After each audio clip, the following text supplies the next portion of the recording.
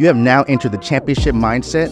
I want you to join us on a journey of excellence, let go of your fears, and reach the best you. That's what we're doing on a daily basis, and that's the championship mindset. That's the essence. Is like, how, kind of what is my philosophy, and I think philosophies and me expressing like, hey, this is my structure, this is the way I make meaning of things, is something that I'm very careful about doing from like this high horse of like expertise and, hey, I figured this out and you should see it this way. But I do think it's a conversation where I feel like as I share what worked for me, that people can have their own inquiry and their own like aha moment by saying like, hey, I see the way he has linked that stance to that sort of circumstances and had that type of outcome in a way that, hey, I might want to model that. I might see how that works for me and try that on for size. So I'm very much motivated and in tune with Stoic philosophy. I back to this, like, I can't experience failure. I can't experience pain. I can't experience the natural order of emotions without getting defensive, without shutting down, without outwardly reacting or even attacking, because there's growth within me. Is something that the Stoics really have a great capture on. So, this idea that I'm going to find greatness through self-imposed discipline is something that I really have wanted to make part of my message, especially when I'm coaching, young players, or I'm mentoring business owners, or acting as a life coach for many people and followers who reach out to me. It's like hey, let's start with the self. Let's start with, what am I doing, not doing, as accountability measure, and attributing responsibility without fault. And that is a fine line.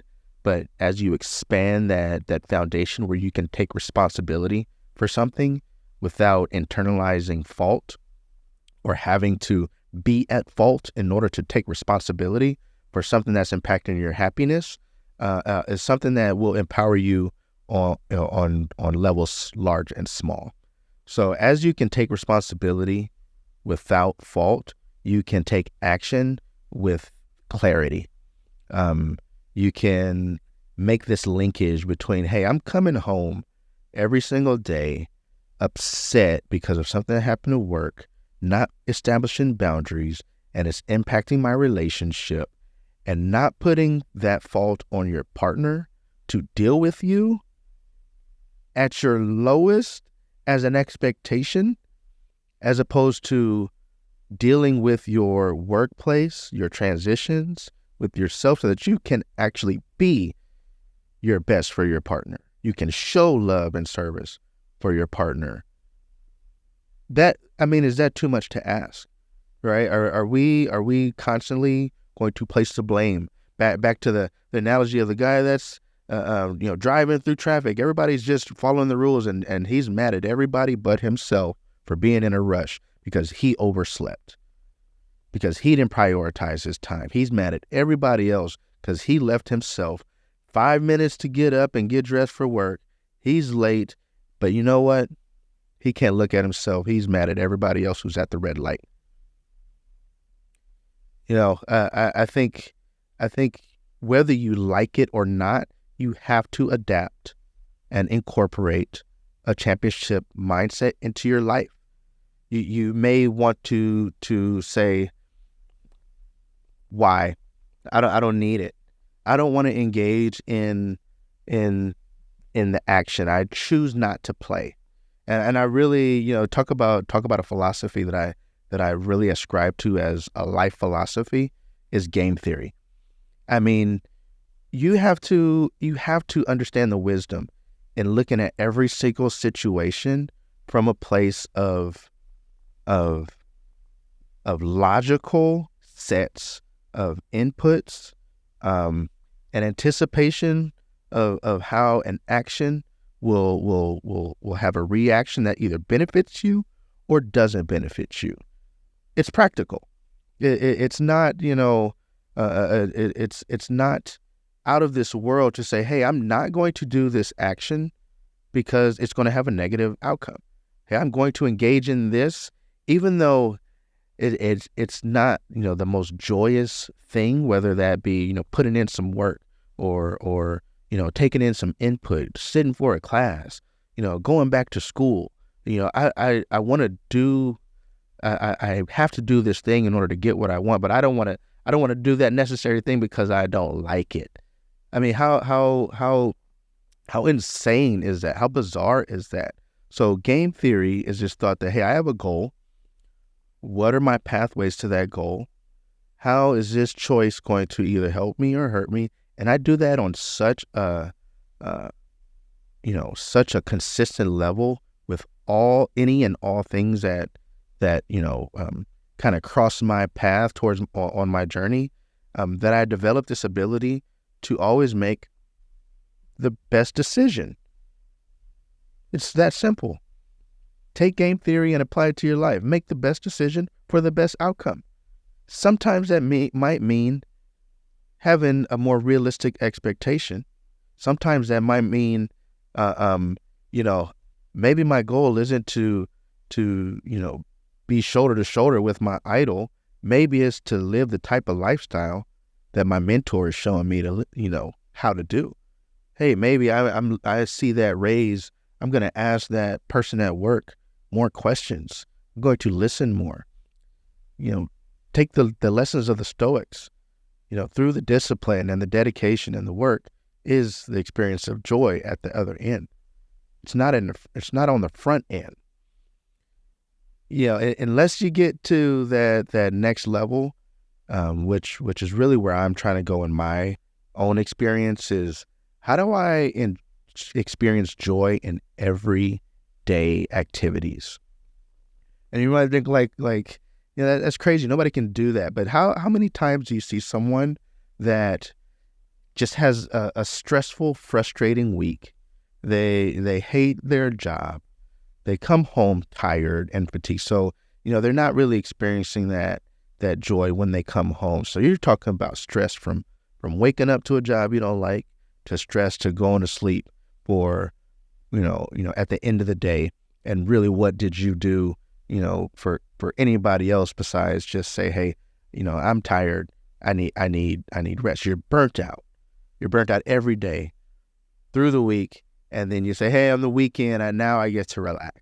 Or, hey, I need a vacation. I'll experience joy when I get to my vacation. And then you come back from vacation and you're just dreading getting back into the swing of everyday life. How bleak is that? How do you get out of that cycle? It's really not, it's not easy, but it's simple. The work that we do on the championship mindset really teaches us how to get out of that sand pit of low vibration experiences being your routine, and becoming accustomed to it, and experiencing a low vibration life. As you elevate with just a thought, as you elevate with just one action, it starts to grow exponentially. That inspiration starts to grow exponentially. So you really have to start with action.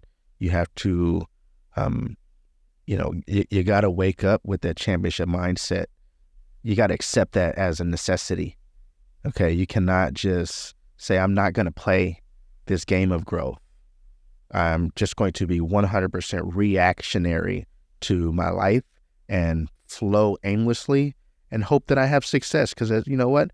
That's not how success works.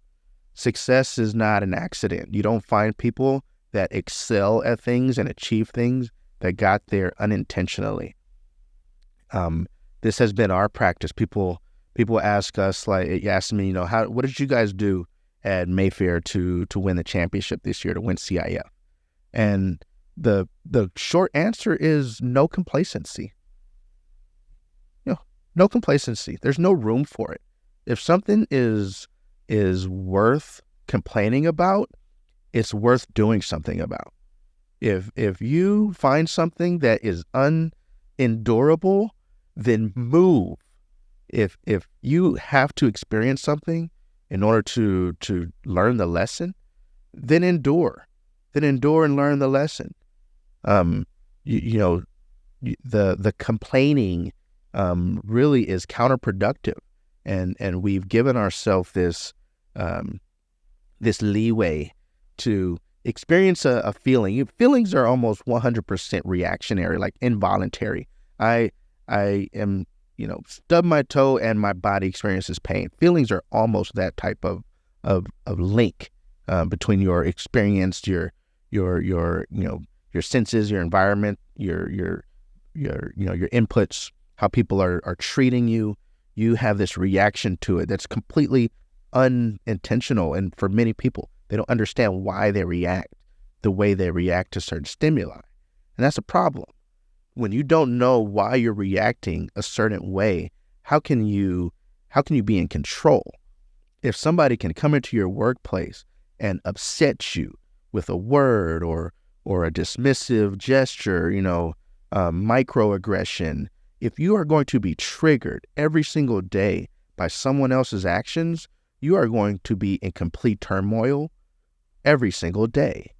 Because if it's not one person, it's going to be one thing. If you had a great day and then that experience of pain or anger throws off your whole day, nothing else will, and you get people like that. I had a great day, but then, let me tell you about this, and I'm going to share that with my partner instead of counting your blessings first. I think too many people start with their pains, and if they just started with their blessings, you'd find that you can all build a list of things starting with your life, your health, your opportunities, that just put any negative situation to shame. If you just span out and look at the blessings that you have and compared to others in the world who are going through harsher, more painful realities, then you would probably, consider the fact that, somebody cut you off on the road, or your friend forgot, some way to show you their friendship because they're imperfect, as an end all be all situation. And that being the thing that starts this cycle of anger and fear and depression. Depression becomes a cycle because we lack power. Anxiety becomes a custom to us because we lack preparation. We lack an ability to build confidence and shape in our world. So that's all the practice of having a championship mindset. And like I said, it's not just so you can shoot a ball better or make a better tackle. Most people that play sports, they go professional in something besides the sport that they're in. They become managers, they become sales people and business owners and entrepreneurs and meaningful teammates in the professional sense. And if you haven't had that experience where somebody else is relying on you and you can engage in whatever your role is, whatever your duty is for the greater good with passion and dedication, and to actually perform where, like, hey, if you didn't do your job or your preparation, we're all going to fail. If you haven't had that type of experience, then I feel for you. I feel for you because you're probably going through life without that understanding and that linkage to me finding passion in my work and my role as an act of service to someone else, and not in a like, oh, people want more of me and I don't have any more to give. It's in a people are giving to me already. People are giving me grace, and this is my exchange in the world. You owe it to yourself to play the game and to be effective at it. You owe it to yourself to find a passion. It's bigger than you.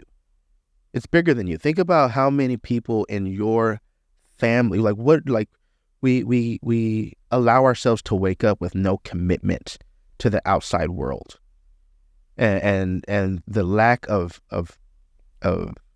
healthy objective that sets for somebody that just has no commitment to anybody or anything but what they want or what their experience is. And you think that protecting your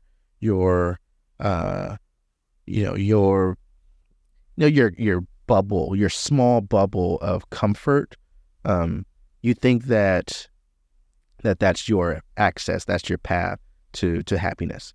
And really it can be any further from the truth.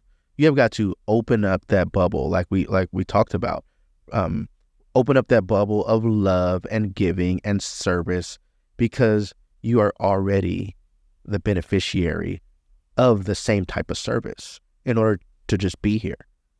Your parents, your grandparents that struggled, your ancestors prior to them that held on when all hope was lost, or kept going without knowing what it would be like on the other side, but having to go and having no choice anyway. You are the beneficiary of that.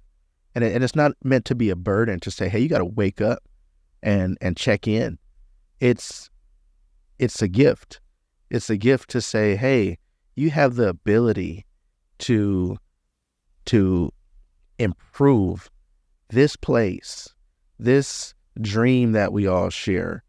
You have a choice to play this game and improve the fun for everyone, to improve the outcomes for everyone. We think of game theory as like this zero-sum game. No, that's not the essence of game theory. The essence of game theory is that we all experience the best outcome by doing this practice with intention, this growth mindset, this opening of blockages. This wall between us can be opened by a growth mindset. We can communicate through this difference in perspective in a way that just shatters barriers. And the more barriers and more openness we have, more transparency we have, we benefit even more from an opportunity for joy. That's why everybody on a successful teams experiences that championship in the same exact way. Whether somebody played and made meaningful contributions in the game, or they were just holding the bags during practice, or being the what they call in football the scout guy. You're gonna act like you're the other team to help me prepare.